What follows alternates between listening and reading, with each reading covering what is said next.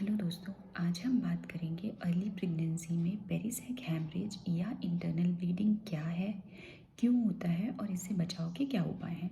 तो चलिए शुरू करते हैं। प्रेगनेंसी में क्या होता है कि आपका जो यूट्रस का वॉल है, लाइनिंग है, उससे आपका एम्ब्रियो सैग या प्लासेंटा चिपका हुआ होता है इस तरह से।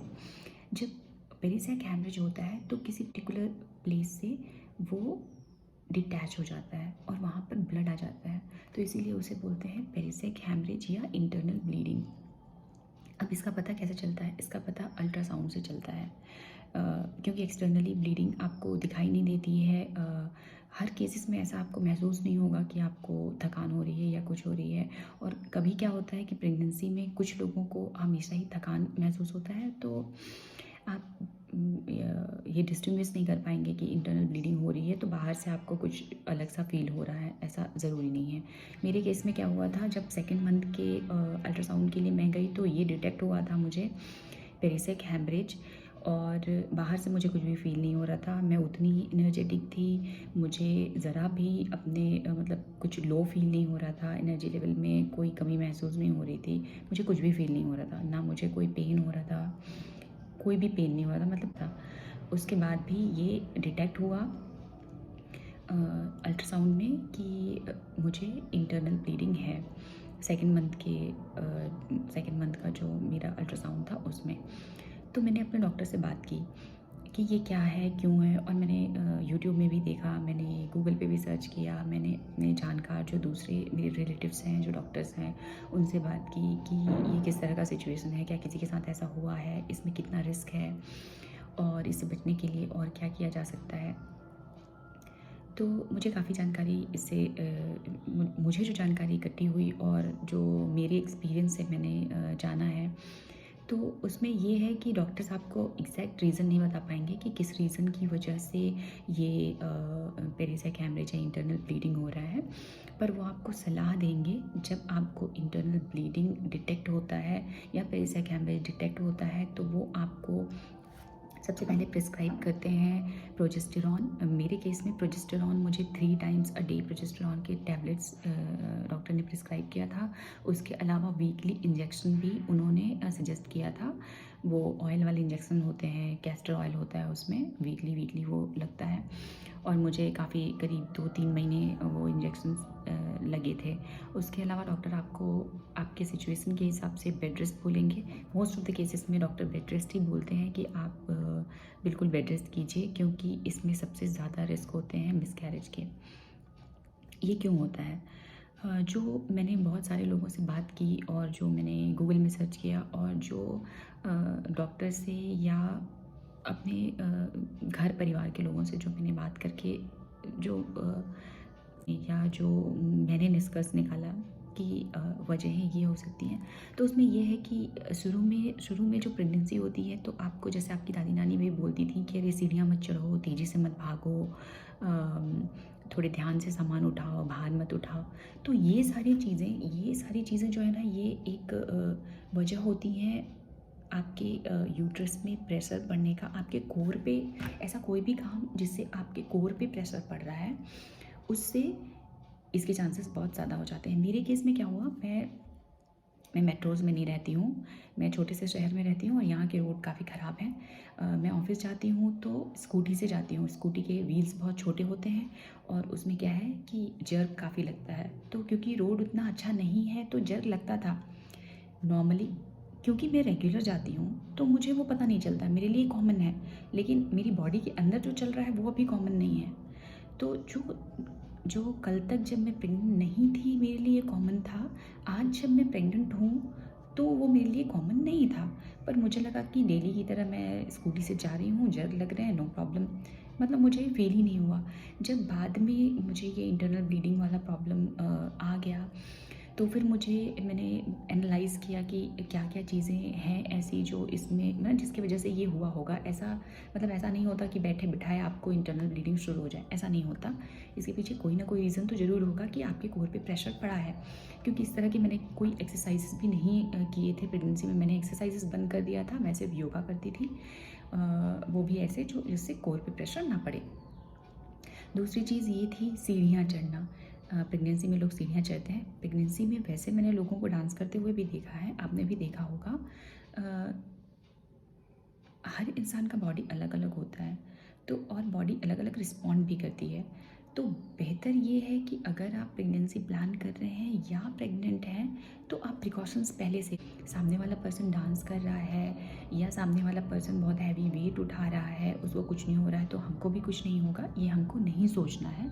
हमको जितना चाहिए, हमको जितना ज़्यादा हो सकता है प्रिकॉशंस लेनी चाहिए।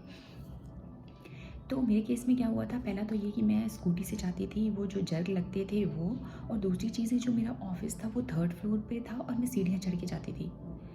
तो सीढ़ियाँ काफ़ी स्टीप थी, तो मुझे ऐसा लगता है कि दिन में कम से कम 2-3 बार मेरा चढ़ना उतरना हो जाता था। तो वो भी एक रीज़न हो सकता है इंटरनल ब्लीडिंग का। तो ये रीज़न्स जो मुझे लगते हैं, तो इसको आपको अवॉइड करने की ज़रूरत है। अगर आप प्रेग्नेंट हैं तो आप सीढ़ियाँ चढ़ना मिनिमल रखिए, जितना, अगर ज़रूरी नहीं है बहुत ज़्यादा तो सीढ़ियाँ मत चढ़िए अर्ली प्रेगनेंसी में। और लेट प्रेगनेंसी में तो वैसे भी नहीं चढ़ना होता है। नहीं चढ़ना होता इसलिए नहीं कि ब्लीडिंग होगा, इसलिए कि कहीं आप फिसल के ना गिर जाएँ। पर अर्ली प्रेगनेंसी में ज़्यादा डर मिसकैरेज का होता है, इसलिए हमारी दादी नानी, हमारी मम्मी हमको रोकती हैं कि सीढ़ियाँ मत चढ़ो, तेज़ी से मत चढ़ो, मत उतरो, या आराम से चलो, ये सारी चीज़ें। तो सीढ़ियाँ चढ़ना आप अवॉइड करें या लिमिटेड रखें, जितना ज़रूरी हो उतना। दूसरी चीज़ें, आप ये स्कूटी वाली चीज़ें, अगर आप मेट्रोज़ में नहीं हैं, आपके यहाँ रोड्स बहुत अच्छे नहीं हैं, आपको पता है कि जर्क लग सकता है या चीज़ें हैं ऐसी, और क्योंकि स्कूटी के व्हील्स भी बहुत छोटे होते हैं, इतना वो सही नहीं है, तो आप ये चीज़ें अवॉइड करें, जितना हो सके ये अवॉइड करें। अब ये बात करते हैं कि अगर आपको इंटरनल ब्लीडिंग डिटेक्ट होता है तो क्या आपको घबराने की ज़रूरत है? नहीं, बिल्कुल भी नहीं। देखिए, ये चीज़ें कैसी हैं, मैंने जब अपने डॉक्टर से बात की और मैंने अपने रिलेटिव से भी बात की जो कि डॉक्टर हैं, तो उन्होंने मुझे एक चीज़ समझाया कि ये बिल्कुल रिस्क वाली चीज़ें हैं, ये रिस्की है, इंटरनल ब्लीडिंग होना कॉमन नहीं है, ये रिस्की है, मिसकैरेज के चांसेस हाई हो जाते हैं। लेकिन इसमें आपको मेंटली भी परेशान होने की ज़रूरत नहीं है, क्योंकि आप मेंटली जितना इस चीज़ को सोचेंगे, परेशान होंगे, उसका इफ़ेक्ट भी आपके फीटस पे पड़ेगा और मिसकैरेज के चांसेस और बढ़ जाएंगे।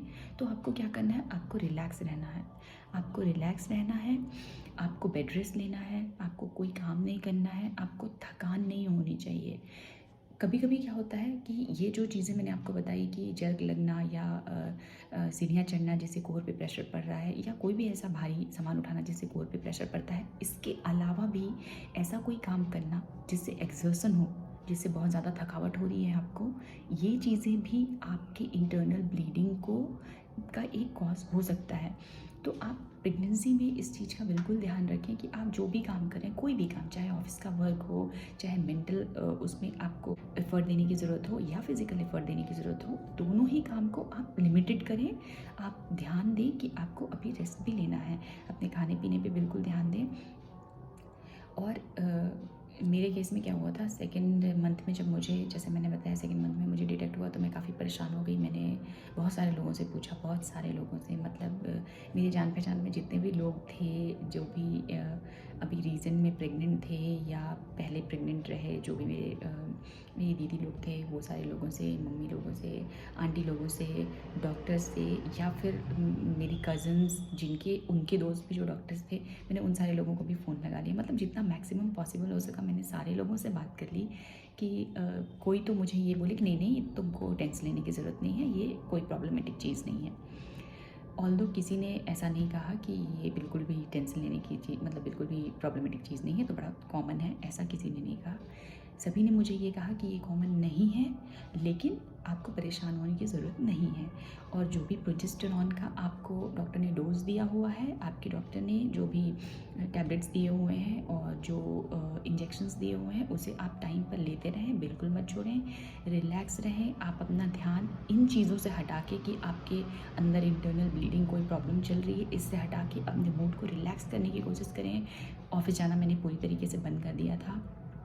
3-4 महीने मैं ऑफिस का बिल्कुल ऑफिस मैंने बंद कर दिया जब तक मेरा ये चल रहा था, और ऑफिस का कोई काम भी नहीं किया, घर में भी ऑफिस का काम नहीं किया। ऑफिस वालों ने भी मुझे बहुत सपोर्ट किया, छुट्टी ले ली मैंने ऑफिस से।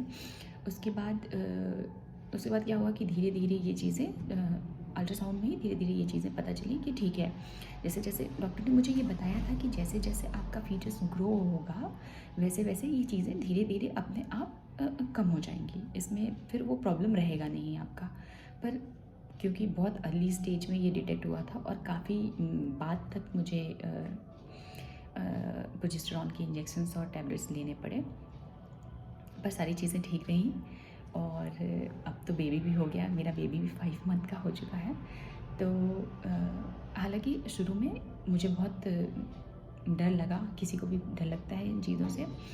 लेकिन तो मुझे ये लगा कि मैं ये इसके लिए वीडियो बनाऊँगी आप लोगों के लिए, क्योंकि मैंने जो गलती की थी, जो मुझे लगता है मैंने गलती की थी, एक तो ये कि स्कूटी चलाई थी, दूसरी ये कि मैंने सीढ़ियाँ मतलब स्टेयर्स मैंने ऐसा लिया था कि बिल्कुल जैसे नॉर्मल डेज़ में मैं स्टेयर्स चढ़ के जाती थी, यहाँ बिल्कुल एकदम फ्रीक्वेंटली चढ़ गई और फ्रीक्वेंटली उतर लिया, उस तरह की चीज़ों से।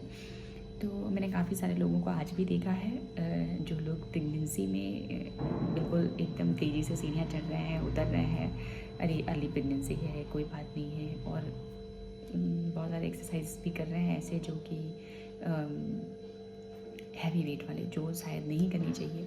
तो मुझे लगता है कि मैंने जो गलतियाँ की वो आप लोगों को नहीं करनी चाहिए, इसलिए मैं ये चीज़ें बताऊँ लोगों को, ताकि लोग अवेयर हों। क्या होता है कि जब हम लोगों को, हम जैसे लोगों को, जब जो फैमिली से बाहर हैं और जिनको इतना नॉलेज नहीं है, बेबीज़ का एक्सपीरियंस नहीं है, तो हम लोग क्या होता है कि खुश तो हो जाते हैं, वाओ आई एम प्रेग्नेंट ऐसा। लेकिन क्या एहतियात रखने की ज़रूरत है हमें, ये हमें पता नहीं होता है। और मेरे केस में क्या हुआ, एक जो और चीज़ें हैं कि मेरे केस में ये हुआ कि मुझे ये लगा कि चलो यार मैं 3 मंथ के बाद बताऊँगी अपने घर वालों को, सरप्राइज़ दूँगी। लाइक घर जाने वाले हैं हम, तो सरप्राइज़ दूँगी या घर वाले आने वाले हैं, ऐसा कुछ चल रहा था कि घर वाले आएंगे या फिर हम लोग घर जाएंगे, क्योंकि हम लोग जॉब के लिए बाहर रहते हैं, तो सरप्राइज़ दूँगी मैं उन लोगों को। तो मैंने घर वालों को बताया नहीं, तो ये गलती आप मत कीजिएगा। अगर आप भी मेरी तरह कहीं बाहर अकेले रहते हैं, अकेले जैसे हस्बैंड वाइफ हम दोनों अकेले रहते हैं बाहर जॉब के लिए, घर के लोग नहीं रहते हैं, तो बिल्कुल जब भी आपको पता चले यू आर प्रेग्नेंट, आप बिल्कुल अपने घर के किसी बड़े मेंबर को ये बात ज़रूर बताएं, क्योंकि उनसे बहुत सारी नसीहतें मिलती हैं, अच्छी अच्छी सीख मिलती है, अच्छे अच्छे इंस्ट्रक्शंस मिलते हैं जिन्हें फॉलो करने की बिल्कुल ज़रूरत है। तो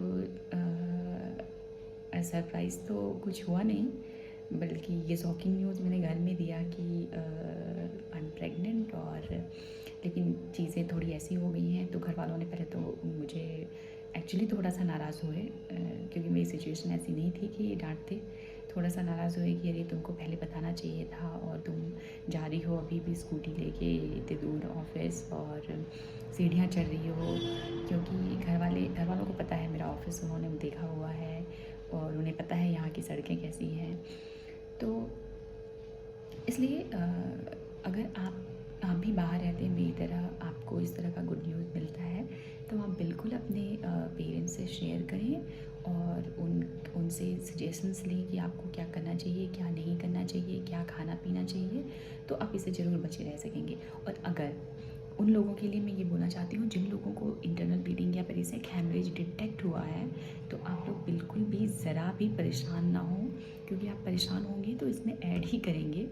मतलब क्या है, जब इस तरह का सिचुएशन होता है तो कोई समझाता है, उसके बाद भी ये लगता है कि हम नहीं हमको ये देखना चाहिए। तो मैंने बहुत सारे वीडियोस देख लिए, यूट्यूब में बहुत सारे वीडियो देख लिए मैंने, मतलब almost most of the time मेरे दिमाग में ये चीज़ें चलती रहती थी कि कहीं मिसकैरेज तो नहीं होगा, कहीं कुछ हो ना जाए, कहीं कुछ हो ना जाए, जो नहीं चलना चाहिए था, पर चलता रहता था। ये सारी चीज़ें मैं कोशिश करती थी अपने आप को बिज़ी करने की, क्योंकि जब ये सिचुएशन होता है ना, फिर क्या होता है कि आप बेड रेस्ट पे चले जाते हैं, तो आपके पास और कोई चीज़ें नहीं होती, मतलब काम नहीं होता जिसमें आप एंगेज हो जाएँ। नॉर्मल डेज़ में हम ऑफिस के काम में बिज़ी रहते हैं या घर के काम में बिज़ी रहते हैं, तो हमारा ध्यान एक जगह नहीं जाता। लेकिन जब हम एकदम खाली हैं, तो क्या होता है कि एकदम फ्री हैं, कुछ नहीं है, तो दिमाग में वही चीज़ें चलती हैं जो आप नहीं सोचना चाहते। तो उन लोगों के लिए जिनको ये डिटेक्ट हुआ है, मैं ये बोलना चाहूँगी कि आप बिल्कुल भी परेशान ना हो, कुछ नहीं होगा, सब कुछ बिल्कुल सही होगा। और आप प्रे करें कि सारी चीज़ें अच्छी हों। मैं प्रे करती हूँ कि आप लोगों के साथ सारी चीज़ें अच्छी हों, और आप अपना ध्यान रखिए, अपने बेबी का ध्यान रखिए, बिल्कुल अच्छा सोचिए अपने बेबी के बारे में और सब कुछ अच्छा होगा। नेक्स्ट टाइम मिलूँगी फिर एक नए वीडियो के साथ, तब तक के लिए बाय।